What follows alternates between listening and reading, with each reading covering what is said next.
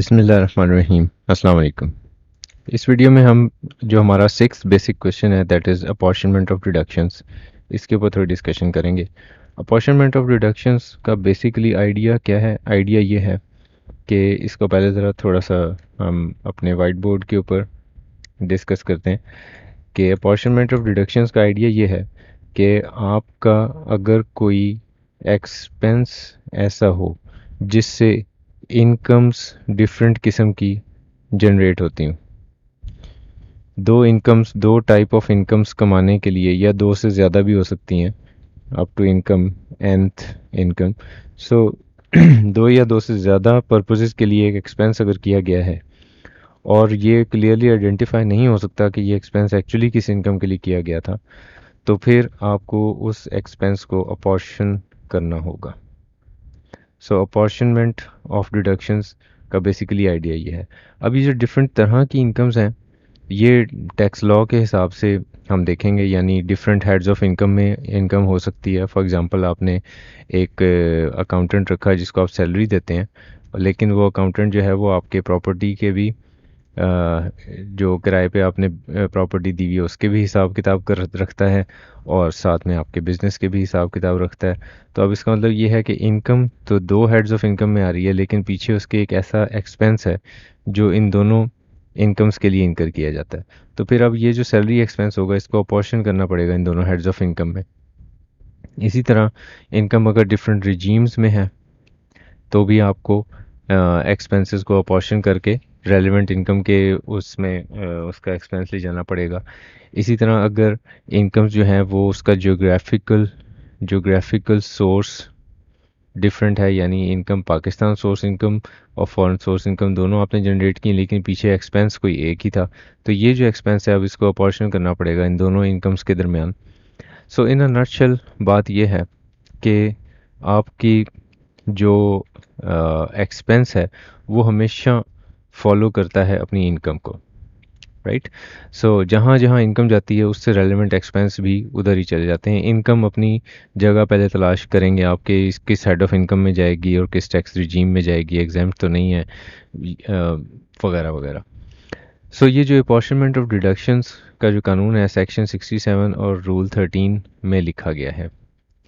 Now हम जरा देखते हैं कि अपॉर्शनमेंट ऑफ डिडक्शंस सेक्शन 67 कहता क्या है।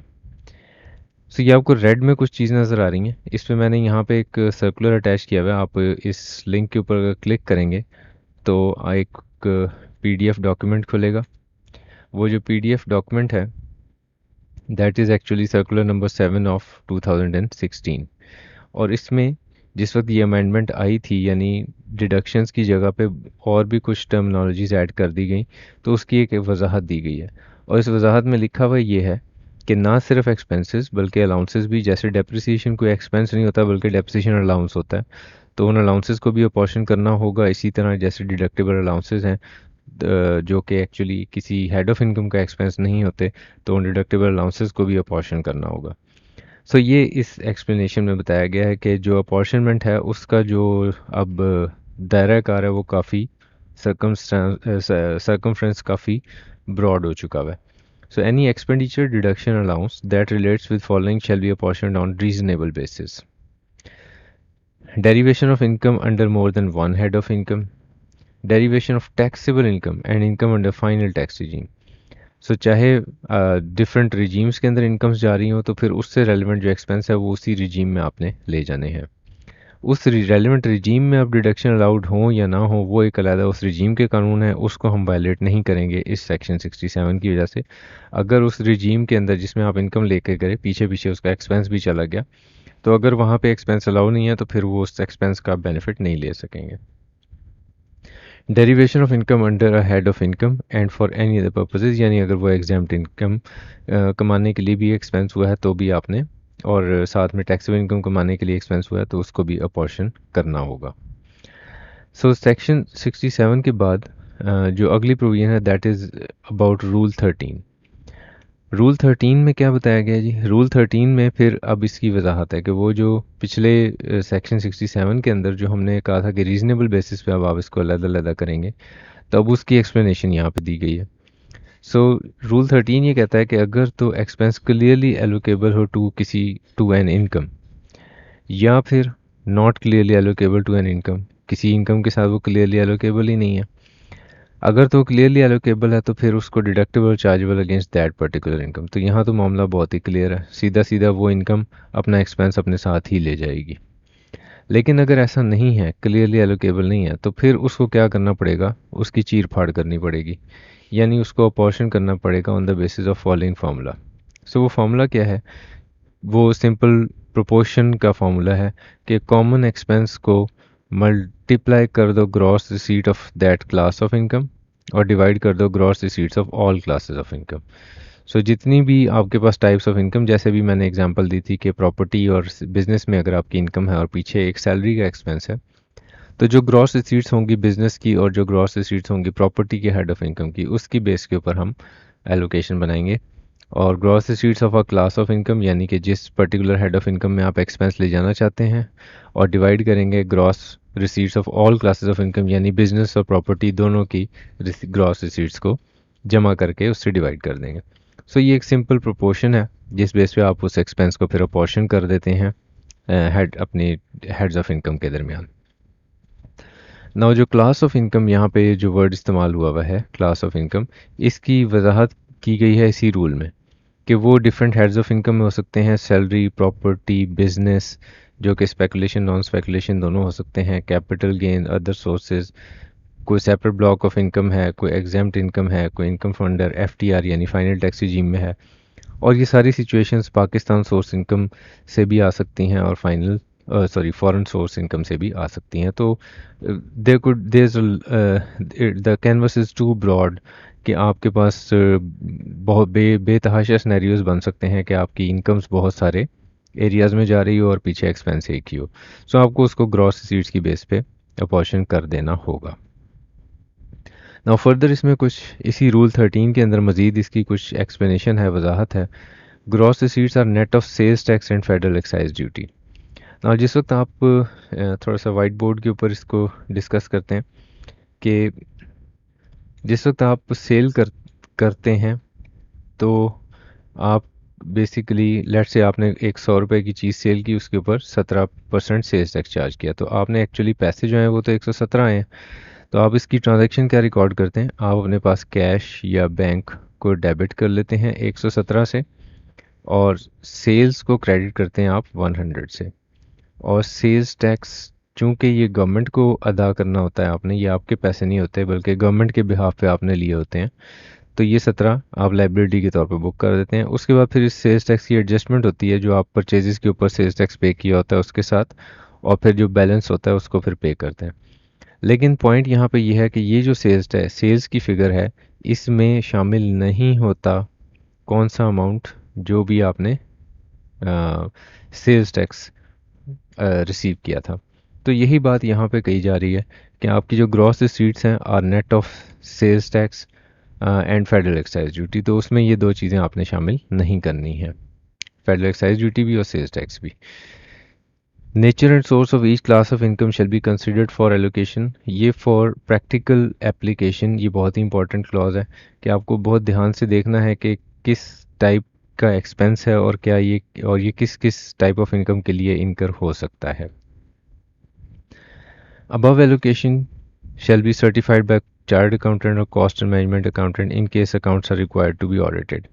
अगर अकाउंट्स का आपने ऑडिट करवाना है तो फिर आपकी ये जो भी बेसिस ऑफ एलोकेशन थी, इसको चार्टर्ड अकाउंटेंट या कॉस्ट एंड मैनेजमेंट अकाउंटेंट से आप सर्टिफाई करवाएंगे जिस बेसिस पे आपने वो एलोकेशन की है। The certificate shell be accepted by commissioner inland revenue only if variation in allocation from these rules is not more than 10%। ना ये एक इन्होंने बेंचमार्क सेट किया हुआ है लॉ ने कि आप ने जो भी बेसिस ऑफ एलोकेशन बनाए हैं, ठीक है जी, उसको फिर देखोगे कि अगर वो आपकी बेसिस ऑफ एलोकेशन ना फॉलो की जाती बल्कि जो रूल्स में दी गई थी वो फॉलो की जाती, तो फिर कितना डिफरेंस आता है एक्सपेंस की अमाउंट के अंदर आफ्टर अपॉर्शनमेंट। तो एक्सपेंस की अपॉर्शनमेंट, इसका मतलब ये हुआ, अगेन वाइट बोर्ड पे थोड़ा सा मैं इसको एलेबोरेट करता हूँ कि आपने क्या काम किया जी, आपने किया ये कि आपने अपनी एक बेसिस ऑफ अपॉर्चनमेंट बनाई और उस बेस पे एक्सपेंस को let's say head of income 1 और हेड ऑफ इनकम 2, इन दो में एक एक्सपेंस को आपने डिस्ट्रीब्यूट कर दिया, एलोकेट अपॉर्शन कर दिया। और जो इन इस रूल के मुताबिक अपॉर्शनमेंट बनती थी उस एक्सपेंस की, वो भी आपने की। अब देखा ही जाएगा कि ये जो एक्सपेंस आपके बेसिस के मुताबिक बन रहा है, यानी कि जो बेसिस आपने फॉलो किए हैं, जिसके लिए आपने चार्ट अकाउंटेंट या कॉस्ट एंड मैनेजमेंट अकाउंटेंट से सर्टिफिकेट लिया है, इसका कितना डिफरेंस है इसके साथ। सो कंपेयर करेंगे और देखेंगे कि कितना डिफरेंस है। तो अगर इनके दरमियान डिफरेंस 10% से ज़्यादा ना हो तो फिर ये बेसिस काबिल कबूल होंगी। अगर 10% से ज़्यादा है तो फिर वो बेसिस काबिल कबूल नहीं होंगी, बल्कि फिर ये वाली बेसिस फॉलो की जाएंगी। और इसी तरह जहाँ पे अकाउंट्स के ऑडिट होने की रिक्वायरमेंट मौजूद नहीं है, in case accounts are not required to be audited, तो फिर apportionment shall be accepted by commissioner. अगर वो अगेन वही वेरिएशन का जो बेंचमार्क है, अगर वो डिफीट नहीं हो रहा तो फिर कमिश्नर इनलैंड रेवेन्यू एक्सेप्ट कर लेगा आपकी ये अपॉर्चनमेंट। In certain transactions where net gain, brokerage, commission or other income is taken, then gross profits shall be taken as gross receipts. इस सेंटेंस को समझने के लिए अगेन हम अपने वाइट बोर्ड पे पहले इसको इलस्ट्रेट करते हैं थ्रू फिगर्स और फिर हमें समझ आएगा। अब बात ये हो रही है कि लेट्स से कि आपका मैं यहाँ पे एक हाइपोथेटिकल जो इनकम स्टेटमेंट है वो बना रहा हूँ कि सेल्स हैं, इसमें से माइनस होगी कॉस्ट ऑफ गुड्स सोल्ड, इससे बनेगा ग्रॉस प्रॉफिट। ठीक है जी। So let's say this is 1000, this is 700, this is 300। इसमें से मैं माइनस करूँगा एडमिनिस्ट्रेटिव एक्सपेंसेस और लेट्स से इट इज़ 40, तो मेरे पास आ गया 260। इसमें अब होता ये है कि जब आप ये let's say this is operating profit, financial charge expenses को मैं फ़िलहाल इग्नोर कर रहा हूँ। सो ऑपरेटिंग प्रॉफिट आ गया। इसमें अब हम ऐड कर देते हैं हमारी कुछ अदर इनकम जो होती है। ठीक है जी। So other income let's say it is 10। तो अब मेरा जो प्रॉफिट बिफोर टैक्स आ गया दैट इज़ 270। अब हुआ ये कि जब आप टैक्स, ये आपने अकाउंटिंग स्टैंडर्ड्स के मुताबिक बना लिया, अब जब आप टैक्स का कैलकुलेशन बनाने लगे तो पता चला इस 1000 में से कुछ अमाउंट ऐसी है जो कि नॉर्मल टैक्स रिजीम में है और कुछ ऐसी है जो फाइनल टैक्स रिजीम में है। तो लेट्स से इस 1000 में से हमारी कुछ सेल्स जो थी उसको हम कहते हैं लेट्स से 500 और 500। तो अब इसका ये मैंने कैलकुलेशन की आसानी के लिए किया है। तो अब इस अगर ये क्लियरली एलोकेबल नहीं है तो मुझे क्या करना होगा, इसको ग्रॉस रिसीट्स की बेसिस के ऊपर मैं अपॉर्शन कर दूंगा, यानी कि 350 यहाँ आ जाएगा और 350 यहाँ आ जाएगा। ठीक है जी। तो इसका मतलब ये जो ग्रॉस प्रॉफिट है, ये अब मैंने जो टैक्स पर्पसेस के लिए वर्कआउट किया है वो कितना कितना हो जाएगा, 150 और 150, राइट। अब इसके बाद क्या होगा, एडमिनिस्ट्रेटिव एक्सपेंसेस, अगेन इसको भी हम इसी बेस पे एलोकेशन कर देंगे ग्रॉस रिसीट्स की बेस पे। तो ये हमारे पास आ गया 130 और 130। नाउ अब हमारे पास आ गई अदर इनकम। अब ये जो अदर इनकम है, अब अदर इनकम, ये तो इनकम का आइटम है। तो अगर अदर इनकम कमाने के लिए कुछ एक्सपेंस किया गया और वो एक्सपेंस लेट्स से यहाँ पे लिखा हुआ है, तो इसका मतलब ये कि ये जो मैंने एडमिनिस्ट्रेटिव एक्सपेंसेस की एलोकेशन बनाई है ये भी ठीक नहीं है, क्योंकि इसको अभी अदर इनकम के दरमियान भी डिस्ट्रीब्यूट होना है। तो अदर इनकम कितना है, 10। तो अब अगर मैं 10 को 500 और 500 इस बेस पे पोर्शन बनाऊंगा और इस 440 को डिस्ट्रीब्यूट करूंगा। और टैक्स लॉ ये कह रहा है कि अगर अदर इनकम का मामला हो तो फिर आप इसके साथ कंपेयर ना करें, ऐसा ना करें, बल्कि किसके साथ करें, ग्रॉस प्रॉफिट्स के साथ कर लें। यानी कि 10 को यहाँ पे रखें और इस 10, 150 और 150 इसकी बेस पे अब 40 को डिस्ट्रीब्यूट कर लें। तो अब 40 को कैसे करोगे आप, 40 को आप डिवाइड करेंगे, ऑल क्लासेस से कितना आ रहा है, 310। इसको मल्टीप्लाई करेंगे 10 से तो इसका पोर्शन बन जाएगा मल्टीप्लाई करेंगे 150 से तो इसका पोर्शन बन जाएगा, मल्टीप्लाई करेंगे 150 से तो इसका पोर्शन बन जाएगा। सो जहाँ पे अदर इनकम हो और उसके लिए एक्सपेंसेस को अपॉर्शनमेंट करना हो तो टैक्स लॉ ये कहता है कि आप जो है वो ग्रॉस रिसीट्स जो है वो ग्रॉस प्रॉफिट्स को बना लें। ठीक है, so gross profits shall be taken as gross receipts. Okay, so this was about apportionment of deductions. हम जो भी वीडियो के अंदर डिस्कशन कर रहे हैं आई जस्ट वांट कि आप उसको रेलेवेंट सेक्शन यानी कि जैसे अब ये रूल 13 के ऊपर हमने डिस्कशन की है तो इनकम टैक्स रूल्स में जाके आप वो रूल पढ़ेंगे, रूल 13 को पढ़ें और फिर सेक्शन 16 को पढ़ें। और ऑडियंस से दोस्ती और रूल्स से दोस्ती ये ज़रूरी है। आप you should be able to communicate with these books very efficiently, क्योंकि यही वो चीज़ें हैं जो आपके पास एग्ज़ाम में अवेलेबल होंगी, ऑर्डिनेंस और रूल्स। ठीक है, और फिर इसमें अगर कोई क्वेश्चन होगा तो फिर आप वो कमेंट्स में पूछ सकते हैं। So that's about it, thank you very much, take care.